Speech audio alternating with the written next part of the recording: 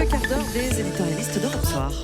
Avec Natacha Polony pour la politique, François Clémenceau du Journal du Dimanche pour l'actualité à l'étranger et Nicolas Bétou pour l'actualité économique. Et on commence avec vous, Nicolas, parce que c'est l'info du jour. Ça y est, l'usine Alstom de Belfort est sauvée. Eh oui, Manuel Valls avait dit « Mardi, nous sauverons l'usine Alstom de Belfort » et mardi, le site Alstom de Belfort a été sauvé. C'est facile l'économie. Un problème, des millions, une solution. Je vous rappelle que le plan d'Alstom, c'était de déplacer, simplement déplacer, 400 emplois à 200 km de là. Le plan du gouvernement, eh bien, c'est le maintien en l'état du site de Belfort. Ça va coûter 500 millions d'euros, une somme qui donnera 2 ans de travail à Alstom. Ça veut dire 1 250 000 euros par emploi maintenu à Belfort. 675 000 euros par an, l'équivalent de 52 000 euros par mois net d'impôts et de charges. C'est vraiment du délire. Alors, présenté comme ça, effectivement, c'est du délire, mais on a posé la question il y a quelques minutes à Christophe Sirugue, le secrétaire d'État à l'industrie, et il a dit, bah non, c'est pas si simple, parce que ça va aussi sauver des emplois à La Rochelle, à Valence, ailleurs en Alsace encore. Alors, 2 choses. Je ne savais pas que ces emplois-là étaient menacés ailleurs. Personne n'en avait jamais parlé. Donc, je me demande s'il n'est pas en train d'arranger un tout petit peu la vérité. Et encore une fois, je vous le répète, il s'agissait de déplacer des emplois, pas de supprimer des emplois. Alors, en tout cas, Belfort, c'est quand même un symbole, le symbole du TGV. C'est une ville qui aurait été saignée si Alstom avait dû fermer. Oui, absolument. C'est un vrai sujet. Mais le problème des solutions ficelées en urgence, comme celle-là, c'est qu'elles sont toujours bricolées. Et en matière de bricolage, on attend vraiment des sommets. Vous connaissez le dispositif. Achat par la SNCF de 20 locaux dépanneuses, ce qui donne d'ailleurs une petite idée sur l'état du matériel actuel. Confirmation de l'achat de 6 rames Lyon-Turin. Et puis, ajout de 15 rames TGV achetées par l'État pour les futures liaisons Bordeaux-Toulouse et tout ce qu'on appelle le corridor sud. Vous avez bien entendu, on parle d'une ligne future qui coûterait 9 milliards et dont on n'a pas le début du financement, dont on sait d'ores et déjà qu'elle ne sera pas rentable. C'est un sujet pour dans 10, 12 ans au mieux. Pas grave, les TGV seront prêts, eux, dans 4 ans. Autre aberration, c'est l'État qui achètera ces trains. La SNCF, elle n'a plus le droit de le faire tellement elle est endettée. Il y a une loi de 2014 qui plafonne l'endettement de la SNCF. Et vous et moi, nous allons être propriétaires en direct d'un petit bout de TGV. Si j'ai le choix, je prendrais bien un petit peu de voiture-bar. Bon, la réalité, c'est que tout ce plan est purement électoraliste. Est-ce que ça veut dire, Nicolas, que c'est un plan qui pourrait ne pas survivre à l'élection présidentielle ? Ce que je sais, c'est que ce genre de promesses qui nous projettent sur plusieurs années et qui enjambent des élections, ils sont rarement tenus. Vous vous souvenez bien sûr de l'affaire ArcelorMittal et des hauts fourneaux de Florange. François Hollande avait juré de les sauver et ils ont fermé. À la tête du combat, il y avait un syndicaliste, Édouard Martin. Lui, il s'en est bien tiré. Il a été élu député européen sur la liste du Parti socialiste. Eh bien, voici ce qu'il disait récemment de son expérience politique et de ce que valent les promesses. Je le cite, « C'est très désagréable, ce métier, car je côtoie des filous, des politiques qui se sont construits un plan de carrière. Si les citoyens voyaient l'envers du décor, ils seraient encore plus écœurés. » Comme on dit, les promesses, ce sont ceux qui y ont cru qui en parlent le mieux. Comme on dit Nicolas Bétou. Et alors des promesses, justement, Natacha Polony, il va peut-être y en avoir ce soir à Strasbourg. Emmanuel Macron est en meeting là-bas. C'est un discours très attendu parce qu'on se demande si on va enfin en savoir plus sur son projet. Et je ne sais pas, mais je vous sens sceptique. Oui, vaguement. D'abord, il faut quand même noter la mise en scène, parce que même si Emmanuel Macron prétend renouveler la politique, pour l'instant, il travaille surtout la communication, en gros, le paquet cadeau. Alors, on a eu une salve nourrie, un débat dans Marianne, des interventions de ses proches pour expliquer qu'il fait une campagne à la Kennedy. Alors, on explique le concept. Campagne à la Kennedy, ça veut dire qu'il est beau, ça veut dire qu'il est jeune et que ça suffit pour enthousiasmer les foules. On ajoute un sondage paru dans Libération. Emmanuel Macron est considéré par 28% des Français comme le plus compétent à gauche pour devenir président, devant François Hollande ou Manuel Valls. Bon, sauf qu'ils estiment quand même qu'il ne porte pas du tout les valeurs de la gauche. Alors cherchez l'erreur.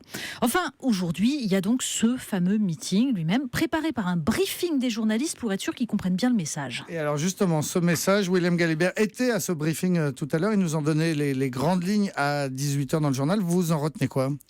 Comme toujours, d'abord de très jolies formules. Il faut ressusciter l'agora, sortir de cette France qui subit. C'est plus Kennedy, c'est Socrate et Jésus réunis.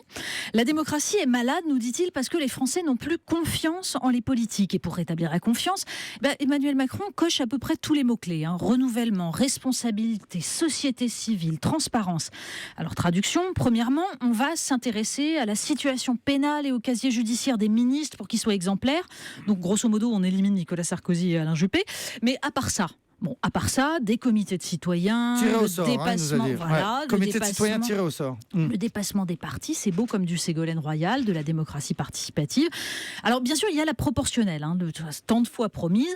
Bon, c'est vrai que c'est aujourd'hui la seule façon de déverrouiller les institutions. Mais une fois qu'on a fait ça, est-ce qu'on a pour autant réglé le problème de cette France qui subit ? Alors, qu'est-ce qui vous manque pour l'instant, Natacha ? Il y a un mot qu'Emmanuel Macron ne prononce que très rarement, le mot souveraineté. Parce que pour restaurer la démocratie, il faut tout simplement rendre au peuple sa souveraineté, sa capacité à décider de son destin.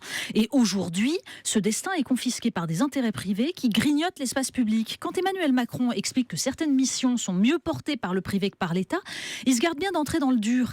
Qu'est-ce qui revient au privé ? Quels sont les domaines qu'il faut protéger des appétits du marché ? Comment on rend à l'État son autonomie pour lutter contre les lobbies ? Et surtout, pour que le peuple soit souverain, il faut que la nation le soit, qu'elle puisse appliquer la politique voulue par le peuple. Emmanuel Macron, dans Marianne, parle de construire une souveraineté européenne. Sur quelle base politique ? Sur quelles valeurs ? La merveilleuse mobilité, par exemple, qui nous vante à longueur d'intervention.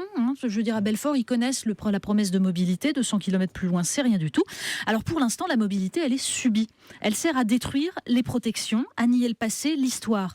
Le juste équilibre entre l'enracinement et la liberté, entre l'épanouissement individuel et le bien commun, ça nécessite un petit peu plus de courage que de ressusciter l'agora. Voilà ce que nous dit Natacha Polony. Mais Natacha, bon, faut être honnête, là on parle d'un discours qu'on n'a pas encore entendu. On attend la suite. Voilà. Et on pourra ensuite décrypter réellement s'il y a vraiment des propositions concrètes, on les attend. Et on vous attend donc demain, Sur Natacha. Kennedy, je ne suis pas tout à fait d'accord. Ouais. Parce que Kennedy, quand même, la campagne à la Kennedy, ça voulait dire quoi ? C'est le fameux discours, n'attendez pas du pays ce qu'il peut faire pour vous, mais ce que vous pouvez faire pour le pays. C'est le genre de participation, à mon avis, qu'attend Macron. Je ne suis pas sûr qu'il réussira, mais je pense que c'est ça qu'il visait. Mais bien sûr, mais l'enthousiasme, encore une fois, donner de l'enthousiasme, faire que les gens croient en la possibilité de se saisir de leur destin, c'est fondamental.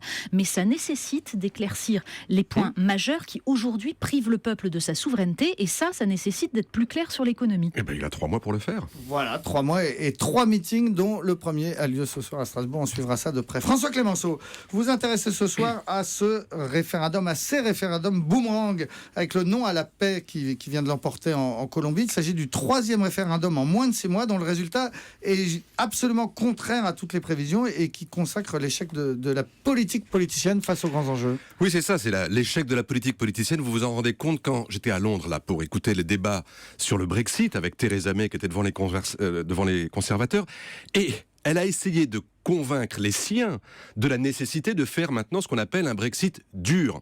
Elle a même accéléré le mouvement puisque le déclenchement de l'article 50 du traité qui engage la fameuse négociation sur le divorce va avoir lieu en avril, c'est-à-dire sans attendre les résultats des élections présidentielles en France et législatives en Allemagne. Et on voit bien qu'elle le fait sous la pression de son aile droite, tout en ménageant une partie de son aile centriste, bref, à repartir exactement dans le même genre d'équilibrisme un peu ambigu qui avait conduit David Cameron à jeter l'éponge. En fait, tout le monde s'est bien rendu compte en Angleterre que ce référendum avait bien été conçu pour couper l'herbe sous le pied des europhobes ultra, avec le succès que l'on sait. Et aujourd'hui, Theresa May donne des gages à ces mêmes europhobes au sein de son parti, et elle prend le risque donc d'enfoncer le clou. Cette affaire pourrait se terminer, si ça se passe mal, par une élection anticipée, et bien malin celui qui pourrait en prédire l'issue. Alors, en Hongrie, autre chose, un référendum donc ce week-end sur l'immigration, mais vous dites que c'est pas très différent. Non, c'est pareil. Viktor Orban n'avait pas organisé ce référendum dimanche sur les quotas de réfugiés pour se faire mousser auprès d'une Europe qui juge pas assez démocratique. Il l'avait fait pour affaiblir, lui aussi, l'extrême droite en Hongrie, celle du parti Jobbik, et qui lui fait une concurrence sur son propre programme. Or, non seulement il a échoué à obtenir une majorité de la population pour participer au vote, ce qui annule toute la procédure, mais il n'a pas réussi non plus à se défaire de l'extrême droite qui fait de la surenchère. Autrement dit, retour à la case départ, recul, obligation pour lui de composer, c'est-à-dire de faire peut-être le contraire de ce qu'il avait prévu. Or, quand on sait que cette question des réfugiés en Europe, elle va rester au cœur de nos débats tant que la question syrienne ne sera pas résolue, autant dire qu'il s'est tiré une balle dans le pied. Alors, 3e référendum, celui en Colombie sur les accords de paix avec la guérilla des FARC. Est-ce que là aussi, vous diriez que le président Santos a joué avec le feu ? C'est un peu raide, non ? C'est plus difficile parce qu'effectivement, l'enjeu, c'était la guerre ou la paix. Mais tout de même, c'est vrai que rien n'obligeait le président Juan Manuel Santos à faire ce référendum, à recourir à cette arme référendaire pour valider le traité de paix avec les FARC après des décennies de cette guerre qui, on le rappelle, a tout de même fait 300 000 morts. Mais s'il a utilisé le référendum, c'est aussi parce qu'il espérait un surcroît de légitimité personnelle pour se renforcer par rapport à l'opposition de droite de l'ancien président Álvaro Uribe. Alors on se trouve là, au cœur de ces problématiques référendaires, à l'heure où la tentation est toujours aussi forte partout de vouloir, comme le dit l'expression, revenir au peuple, sauf que lorsqu'il s'agit de questions aussi graves, on comprend qu'on ne peut plus aujourd'hui organiser ce genre de référendum uniquement ou souvent aussi pour des raisons strictement personnelles de politique politicienne. Merci beaucoup. François Clémenceau du Journal du Dimanche avec Natacha Polony pour la politique et Nicolas Bétou de l'Opinion pour l'économie. À demain tous les trois. Dans un instant, le journal de la présidentielle américaine.